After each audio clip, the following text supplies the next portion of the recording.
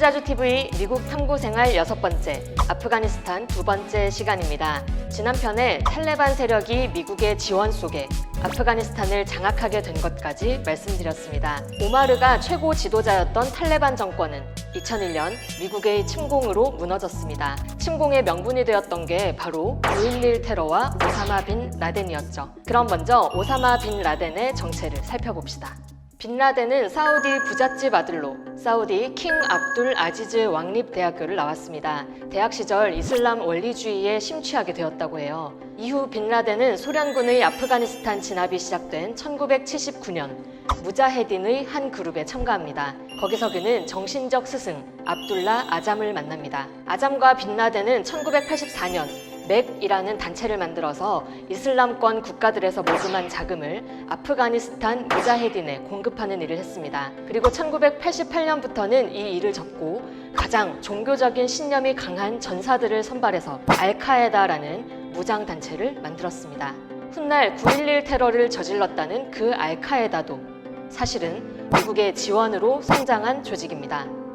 처음 미국 정부는 무자헤딘을 지원한 사실은 시인했어도 알카에다와의 관계는 부정해왔는데요. 1998년 알카에다의 미국 대사관 폭탄 테러로 열린 법정에서 그 둘의 관계가 밝혀졌습니다. CIA가 알카에다 출범 당시 직접 무기를 공급했고 그들에게 테네시주에 있는 총기 공장까지 소개해 주었다는 증언이 나온 거죠.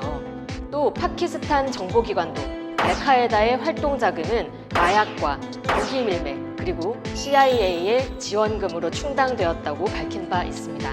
알카에다의 파키스탄 국제신용상업은행 계좌를 추적한 결과 알게 됐다는데요.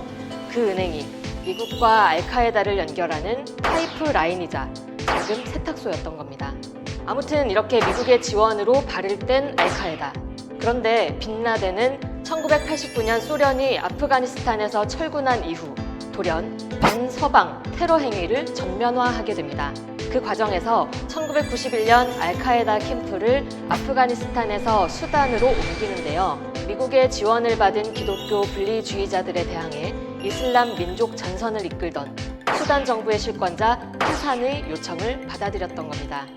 빈 라덴은 수단에서 현지 무장단체를 만들어 알카에다 조직과 공조체계를 구축하고 이를 기반으로 국제적인 테러단을 키웠습니다. 비용을 충당하기 위해서 수단의 고속도로 건설 같은 토목공사와 함께 대규모 농작물 사업도 벌였습니다. 빈 라덴이 이끄는 이 테러단은 수단에서 작전 중이던 미국의 블랙호크 헬기를 격추시키고 뉴욕 무역센터 지하실에 폭탄을 실은 차량을 돌진시켜 많은 사상자를 내기도 했습니다. 이집트 관광지 룩소르의 관광객 폭사 사건, 사우디의 미군 시설 폭탄 공격 등도 저질렀습니다. 그런데 이런 일들로 미국뿐만 아니라 같은 이슬람권인 이집트와 사우디에서도 빈 라덴을 추방시키라는 요구와 압력이 거세집니다. 결국 수단 정부도 더 이상 그를 보호할 수 없게 되었고 사우디는 빈 라덴의 국적을 박탈하고 자산까지 동결해버립니다. 그러니 어쩌겠습니까? 빈 라덴은 다시 아프가니스탄으로 돌아갑니다. 그리고는 탈레반 정부와 합류하게 되죠. 빈 라덴이 아프가니스탄으로 들어온 이후로도 미국은 잇따른 테러 사건의 주범을 빈 라덴이라고 지목하며 탈레반 정부에 그를 넘기라고 요청했습니다. 이에 탈레반 오마르는 증거를 제시하라고 요구했지만 미국은 이렇다 할 증거를 제시하진 못했어요. 탈레반 입장에서는 무턱대고 넘길 수도 없는 노릇이었죠. 그런데 이 무렵 파키스탄 정보기관과 사우디 압둘라 왕자가 탈레반 정부에 귀띔을 해줍니다. 미국이 아프가니스탄을 침공할 수도 있다고요. 이에 탈레반은 겉으로는 빈 라덴에 대한 증거 제시를 요구하면서도 여러 차례에 걸쳐 빈 라덴을 넘기겠다는 의사를 미국 정부에 밝혔습니다. 침공은 막아야 하니까요. 하지만 미국은 빈 라덴을 넘겨주겠다고 하는데도 탈레반의 제안을 무시해버립니다. 왜냐? 침공의 명분이 필요했으니까요. 그 이야기를 9.11 사건을 통해서 좀 더 살펴보겠습니다. 2001년 9월 11일 오전 8시 반부터 약 2시간 동안 민항기 4대가 뉴욕 무역센터 쌍둥이 빌딩으로 돌격합니다. 이 끔찍한 테러로 2,974명이 현장에서 숨지고 24명이 영구 실종되었습니다. 사건 3주일 뒤 미국의 CNN 방송은 미국 정부의 공식 발표보다 2배가 많은 6,000명이 넘게 사망했다고 보도했고 현장에서 수거한 뼈 조각 등을 분석한 의료진은 최소 1만 명 이상이 사망한 것으로 추정했습니다. 역사상 최악의 참사라고 할 만하죠. 이 사건이 발생하자 미국 정부는 바로 이를 빈라덴이 이끄는 알카에다의 소행으로 단정하고 국가 비상사태를 선포했습니다. 한편으로는 무력 보복을 다짐하며 전쟁 분위기를 조성했습니다. 그런데 9.11 테러에는 여러 의문점이 제기되었어요. 그중 가장 논란이 된 건 미국 정부가 이 테러를 사전에 알았는지 여부입니다. 유력 언론과 미국을 비롯한 해외 각국의 정보기관이 9.11 테러에 관한 구체적인 정보를 미국 정부에 사전에 전했다는 게 드러났기 때문입니다. 그 내용을 간추려보면 이렇습니다. 사건 3년 전 1998년 12월 미국 타임지는 빈라덴 일당이 워싱턴이나 뉴욕과 같은 대도시에서 대규모 테러를 저지르려는 계획을 가지고 있다고 보도했습니다. 오클라호마주 피닉스시 소속 FBI도 중동계 청년들이 미국에서 비행기 조종 훈련을 받고 있는데 이는 공중 테러를 위한 것으로 의심된다고 본부에 보고했습니다. CIA도 항공기로 세계무역센터 건물을 테러할 거라는 정보를 입수해서 상부에 보고했고요. 해외에서도 정보가 들어왔습니다. 2001년 6월부터 8월 사이 독일 정보기관은 중동의 테러리스트들이 공중 납치와 미국의 시설을 공격하기 위해 비행 훈련하고 있다고 CIA에 통보했고요. 같은 시기 푸틴 러시아 대통령도 자살 비행 훈련을 받고 있는 테러범들이 미국을 공격할 거라고 통보했고요. 영국과 이스라엘, 요르단의 정보기관도 이 사실을 미국에 경고했다고 합니다. 심지어 아프가니스탄 탈레반 정부의 외무장관까지 나서서 빈라덴의 대규모 공격이 8, 9월에 있을 거라고 은밀히 통보했다고 합니다.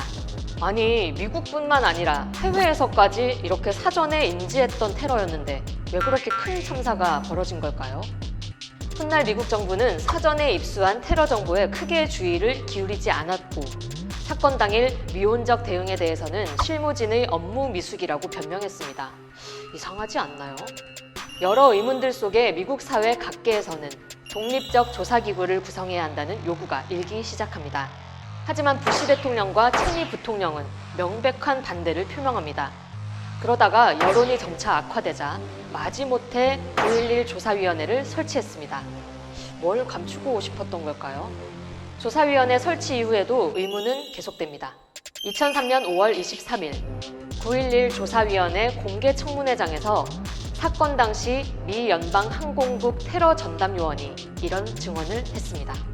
그의 임무는 공항이나 민항기 테러에 대비해 보안 상태를 점검하는 일이었는데 9.11 발생 직전부터 상부에서 이 업무를 금지시켰다는 거예요. 아니, 멀쩡히 진행하던 테러 대비를 왜 중단시켰을까요?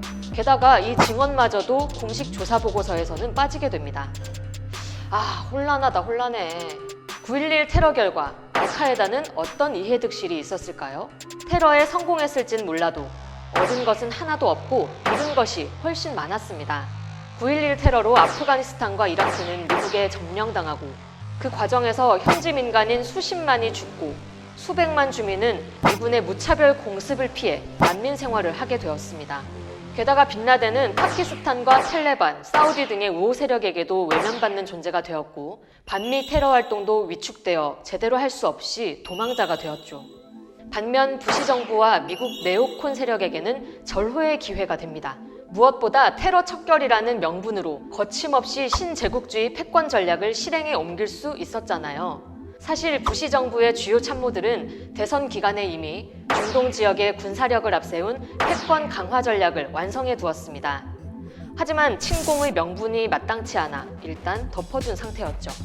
실제로 아프가니스탄 침공 이후 미국 정부가 빈라덴 체포에 미온적이라는 미국 사회의 불평에 부시 대통령은 솔직히 말해 나는 빈라덴 체포에는 별 관심이 없다고 말했고 합참의장 마이어스도 목표는 빈라덴을 잡는 일이 아니다라고 말하기도 했습니다.